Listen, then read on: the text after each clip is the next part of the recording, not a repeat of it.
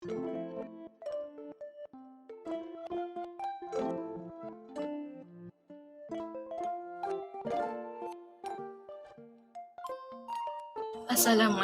my name is Nurin Khalisa binti Muhammad Hatta and my metric number is 2021455314. Today I will talk about ancient India. The introduction of ancient India is physical barriers divide India and China, but the spread of Buddhism from India has connected them. India's civilization is founded on religion, while China's is built on ethnicity. The social history about ancient India is the majority of India was united under Asoka, the third emperor, who opposed violence and devoted himself to the Buddha. Indus Valley Harappan culture is where civilization first formed. Next, philosophy of ancient India. There are few of philosophy of ancient India. First, the pre-Aryans worshipped place spirit, protected God, and powers of nature that were thought of as personal beings, including tree spirits, water, and the entire source of fertility for both plant and animal. Then, Aryan had a sky god and believed in heavens. Besides that, Hinduism was a religion that included ritual, philosophy, and belief. In addition, Buddha accepted Hindu reincarnation principles and taught men to uphold moral standards in order to achieve nirvana, a condition in which all identity consciousness is transcended, rising above all boundaries. Next is the expression in ancient India. Expression in ancient India vary depending on the context and the region, but it was often influenced by religious and philosophical beliefs. Art forms such as sculpture, painting, and architecture were used to depict religious figures and events, while literature, music, and dance were used to express ideas and emotion. The caste system also played a role in determining who had access to certain forms of expression. Some example of the art forms is sculpture of Hindu gods and goddess, paintings in Buddhist cave temples, architecture of ancient India, and classical Indian music and dance. Next is landscape in ancient India. Ancient India had a diverse landscape with different regions characterized by mountains, rivers, plants, forests, hills, and plateaus. The northern regions were dominated by the Himalayan mountain range and the Indus Valley civilization for Asia. The river plants of the Indus, Ganges, and Brahmaputra rivers were known for their agriculture, productivity, and sophisticated urban planning, as seen in the cities of Harappa and Mohenjo-daro. The southern regions were known for their rich culture tradition and were home to various ancient kingdoms such as Chola, Chera, and Pandya dynasty. In conclusion, the art and architecture of ancient India were shaped by landscape of the different regions, with examples such as the Brihadiswara temple in Tamil Nadu and Ajanta caves in Maharashtra. Next is the Tibetan mandala. Tibetan mandala is the symbol used in Tibetan Buddhism that represent the universe. It is a circular design with intricate patterns and symbols made of sand or painted on a scroll.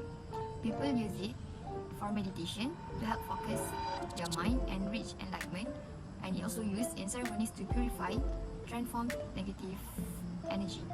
Mandalas have different designs, but often have geometric shapes, deities, and animals in them. Okay, the next one is the grade of Sanchi.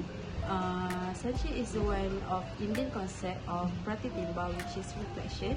The architecture form given to the imagery structure of cosmos and supernatural things also include the making of set mountains.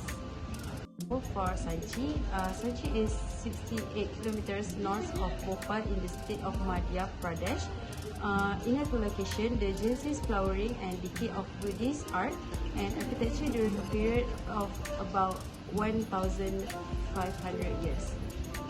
And the Emperor Ashoka saw Sanchi as an ideal place to give shape to his newly aroused zeal for Buddhism.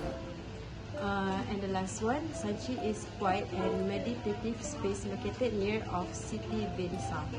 Next is the stupa. Stupa become a symbol of Buddha and the final symbol of the cycle of births and rebirths. Also, cosmic symbol is hemispherical shape represent world 8. It's also commonly rests on a square and aligned with 4 cardinal points of compass. Symbolism of earth support heaven and heaven covers earth. Represent the axis of world. Parasols represent a heavenly hierarchy. And the last one of the stupa is the cosmic symbolism completed by ritual circumambulatory pass around the monument. It's built of large burnt bricks and mud. The 4 gates or toranas are the finest works of art at Sanchi and also the finest example of Buddhist art in India. Okay, next I want to present my part is the Great Stupa of Borobudur, Java. Borobudur, Java constructed between about 778 and 815 CE under Sandra dynasty. It was built under volcanic ash from about 100 and overgrown with vegetation under discovered by the English Lieutenant Governor Thomas Temple realized in 1889. Okay. Next is archaeology restored the site in 1907 and complete by 1983. Okay. The building with about 2 million cubic feet, which 956660 cubic meter of clear volcanic stone.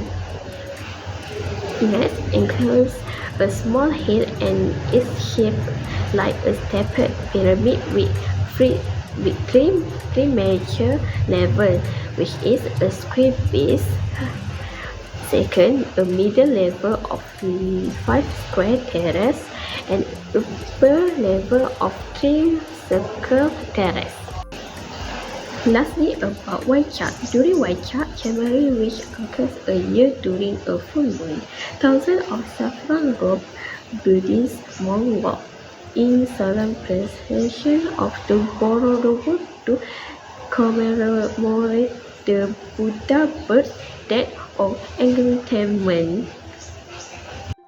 Western civilization, France, 16th to 17th century. So for the background, influence of expression was formed from Italy, but daring innovation in space designs. Parks and gardens was an expression of the power glory of the monarchy. Unlike Hall, art was passionate desire in all things. So one of the landscape architects was André Lenotre, and he revolutionized French garden design, the principles of composition, and he is as solid as exposed to 2D geometry and shaped as though carved out of ordered woodlands and crisply defined by clipped hedges. The baroque quality of unity with sky and surroundings achieved by water reflection. Some of his designed projects were Gardens of Versailles and Gardens of Chantilly. So, first major work of André Lenotre was for the finance of Minister Louis. In principle, it is a single woodland compartment of gently falling and rising has been sculptured. It is skillful proportioning and subdivision by cross-axes that disappear into woods. It can be seen that architecture is secondary to landscape architecture. It expands outwards from building to become heroic math rather than domestic.